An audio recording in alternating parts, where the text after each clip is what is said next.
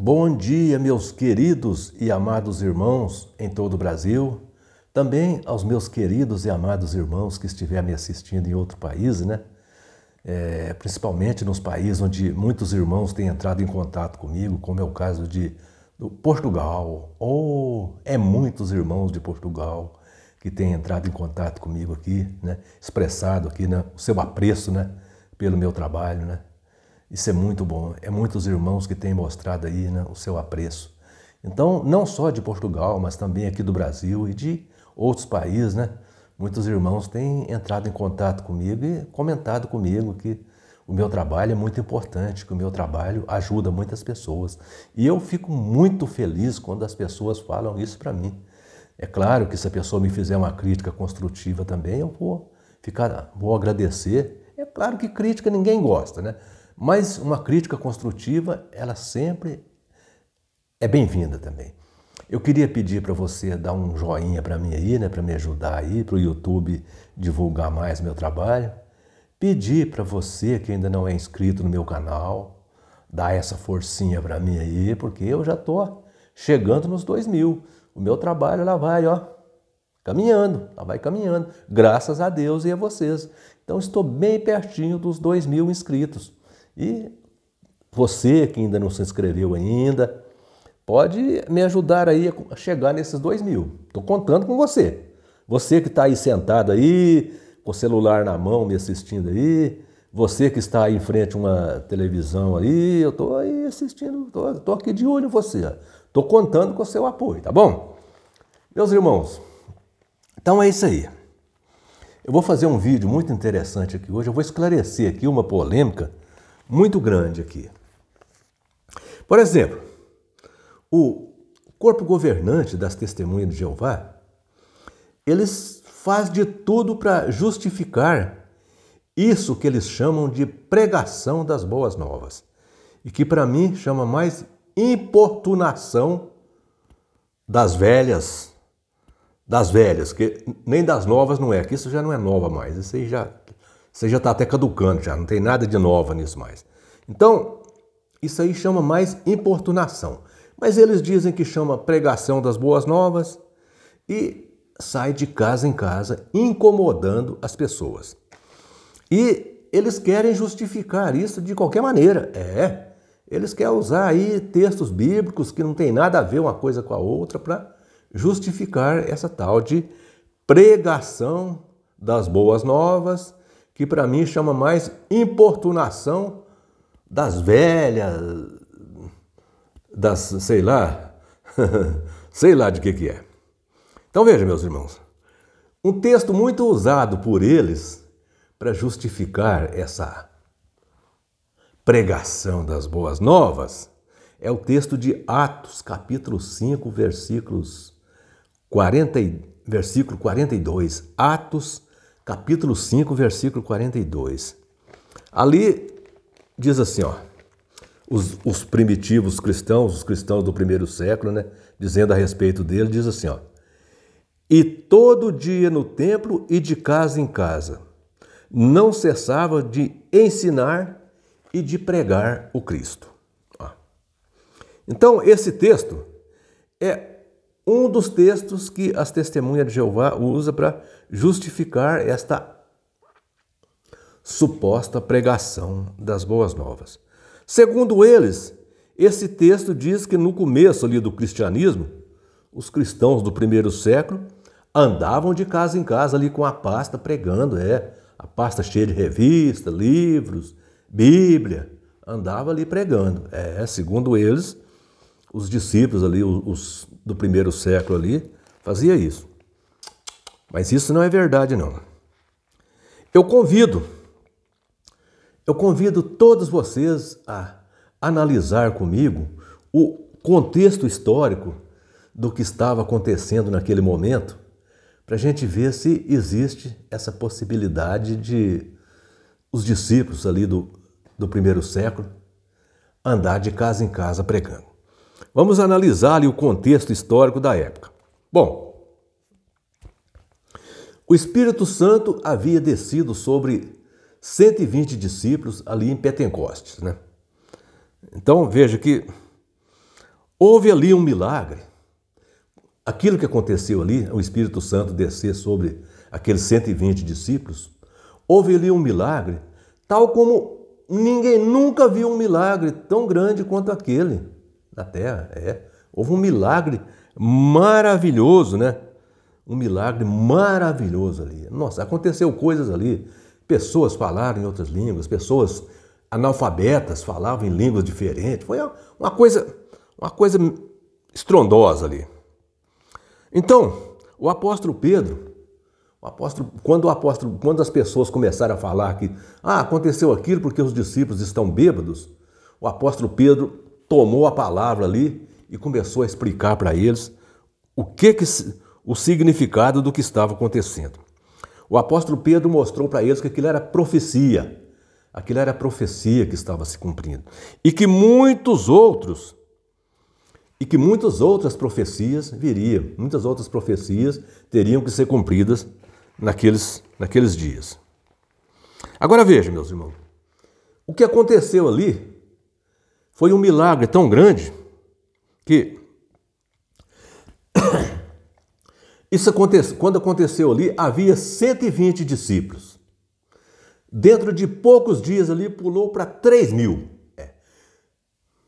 Tantas pessoas que se converteram por causa daquele milagre, né? Aquele milagre que aconteceu. A empolgação das pessoas com aquilo ali foi uma coisa muito grande.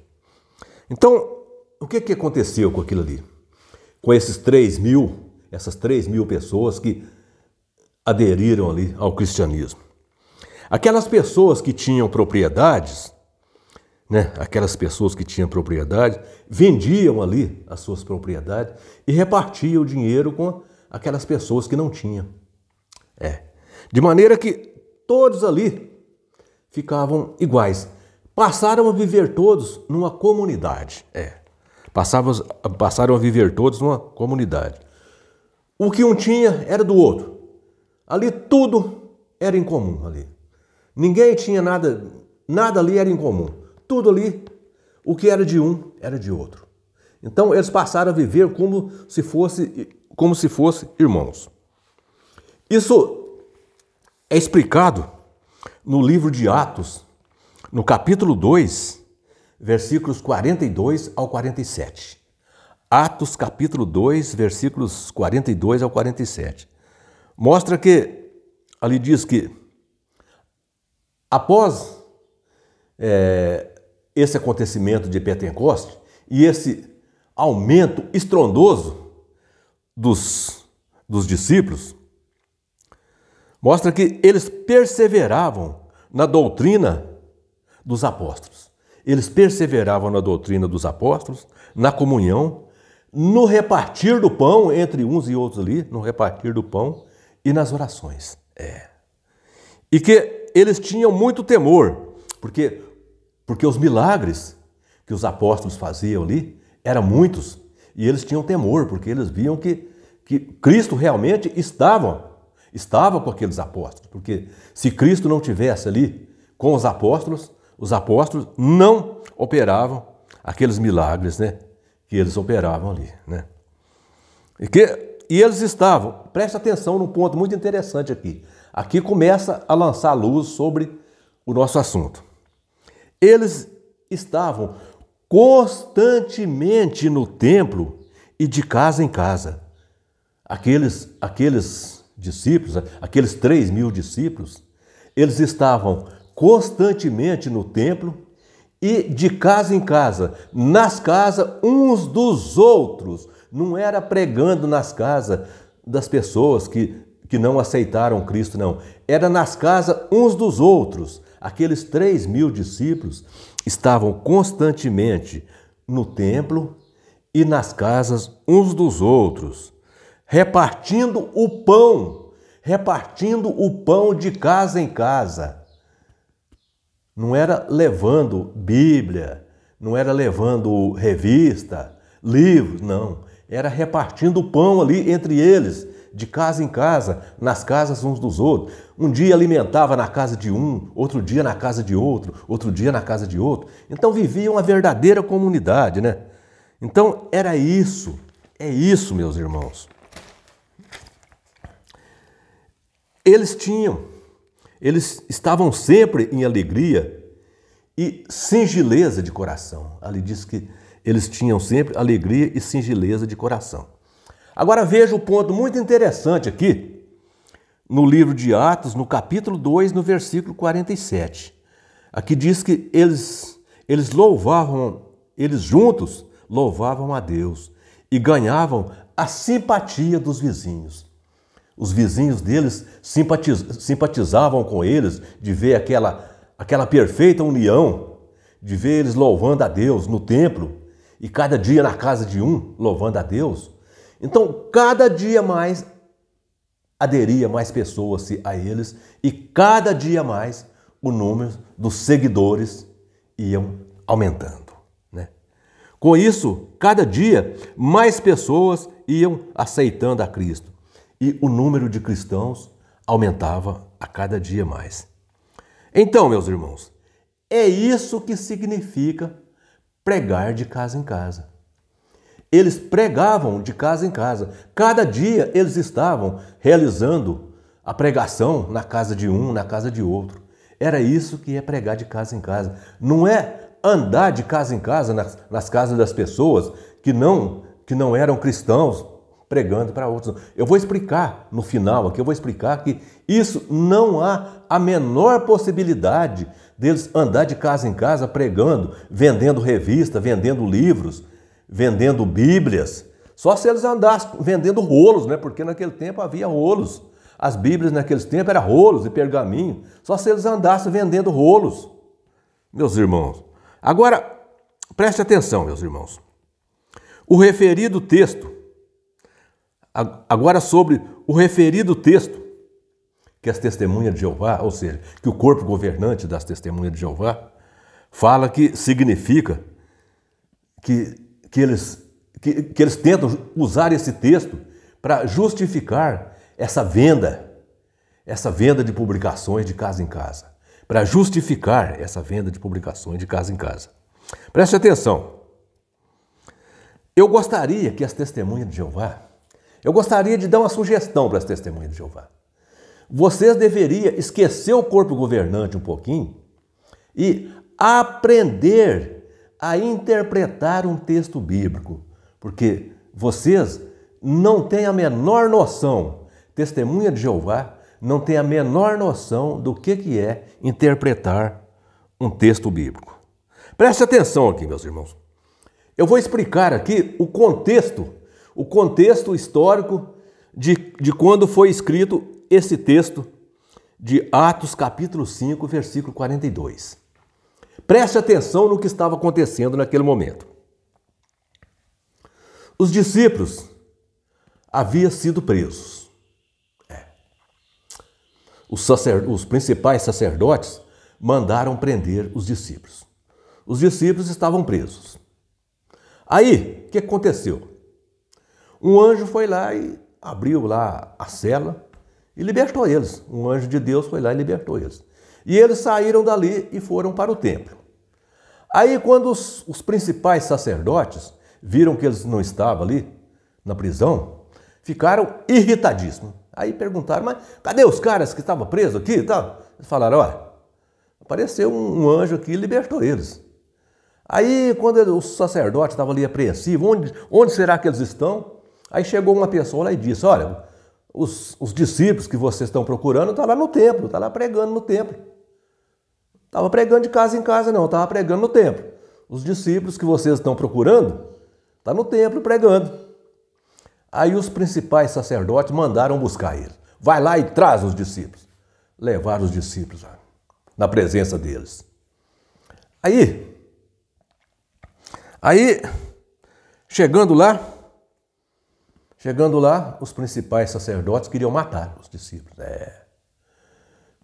Queriam matar os discípulos. Vamos matar eles. Aí, um mestre da lei, muito renomado, chamado Gamaliel, chamou os discípulos ali, conversou com eles e falou, olha, não faça isso, vocês estão cometendo um erro vocês vão cometer um erro muito grande se vocês fizerem isso. Preste atenção, deixe esses homens ir embora. Se essa obra for de Deus, Nada que vocês fizerem, vocês não vão parar ela. Vocês matam esses, vem outros depois. Se essa obra for de Deus, nada que vocês fizerem não vai parar essa obra. Agora, se essa obra não for de Deus, não precisa vocês matar eles não, que ela não vai para frente não. Aconteceu muitos outros aí que vieram aí com pregação aí, com obras de homens, e no entanto não deu em nada. Então preste atenção, se essa obra for de homens, ela não vai dar em nada. Agora, se ela for de Deus, não adianta vocês matar esses homens, que vem outros depois, vem outros e nada vai resolver. Se essa obra for de Deus, ela vai em frente de qualquer maneira. Aí eles mudaram de ideia, não mataram os discípulos, não, mas desceram o chicote neles. Mandaram descer o chicote, mandaram surrar eles, surraram eles bastante e falaram para eles, olha, então vocês podem ir, vocês vão embora, mas que não fale mais à base do nome desse Jesus. Se nós souber que vocês estão falando no nome desse Jesus, aí vocês vão morrer. Nós vamos dar essa chance para vocês agora. Vão embora. Mas se nós souber que vocês estão falando o nome desse Jesus por aí, nas ruas aí, nós vamos matar vocês. Aí libertaram os discípulos. Aí os discípulos saíram sorridentes, né? Dignos, se achando dignos, porque foram desonrados pelo o nome de Cristo. Agora veja, meus irmãos, esse é o contexto em que foi escrito esse texto aqui de Atos 5, 42. Que diz aqui que eles, todos os dias no templo e de casa em casa, não cessavam de ensinar e de pregar o Cristo. Agora, veja aqui a importância desse contexto aqui. Depois dos discípulos ter sido ameaçados de morte, só não morreram devido à interferência de Gamaliel. Mas eles foram surrados, mas levaram chibatadas, eles foram açoitados e liberados, mas que não falasse a base do nome de Jesus, que se falasse, eles seriam mortos. Agora, me responda uma coisa. Esses discípulos iam sair de casa em casa ali, em todas as casas, igual as testemunhas de Jeová faz, de casa em casa, vão em todas as casas. Eles iam sair de casa em casa, pregando a base do nome de Cristo, que é o que eles pregavam. Certamente, se eles fizessem isso, eles iam na casa de um desses sacerdotes que queriam matar eles, porque eles iam em todas as casas, se eles fizerem como as testemunhas de Jeová fazem, se eles fizessem como as testemunhas de Jeová fazem. Certamente, eles iriam pregar na casa desses sacerdotes, e eles iam pregar a base do nome de Cristo, porque os primitivos cristãos ali, os cristãos do primeiro século, pregavam em nome de Cristo, não era em nome de Jeová, não. Era em nome de Cristo. Eles falavam a base do nome de Cristo. Então, certamente, eles morreriam. Agora, tem uma coisa. Eu posso garantir para vocês que esses discípulos ali do primeiro século, se fosse preciso de morrer pelo nome de Jesus, eles morreriam. Mas nenhum deles queria morrer. Eles morreriam pelo nome de Jesus, se fosse o caso. Mas nenhum deles estava tentando suicidar. E se eles, naqueles dias ali, fossem de casa em casa pregar, saíssem para pregar de casa em casa, certamente eles estariam cometendo um suicídio. Porque nessa pregação de casa em casa, se eles fossem em todas as casas, como as testemunhas de Jeová fazem, certamente eles iriam nas casas dos principais sacerdotes que estavam tentando matá-los. E certamente os principais sacerdotes os matariam, porque já havia proibido eles de falar a base do nome de Jesus. E a pregação deles era a base do nome de Jesus. Então, certamente, eles seriam mortos. Então, por isso, meus irmãos, eu digo que não existe a menor possibilidade desses discípulos pregar de casa em casa, sair aleatoriamente, ali, né, de casa em casa, em todas as casas, né, sair ali de casa em casa, Por quê? Eles não eram suicidas. Eles morreriam pelo nome de Cristo se fosse necessário. Mas nenhum deles queriam suicidar. Isso eu posso garantir. Que todos eles, apesar de amar Jesus Cristo, também eles amavam suas próprias vidas.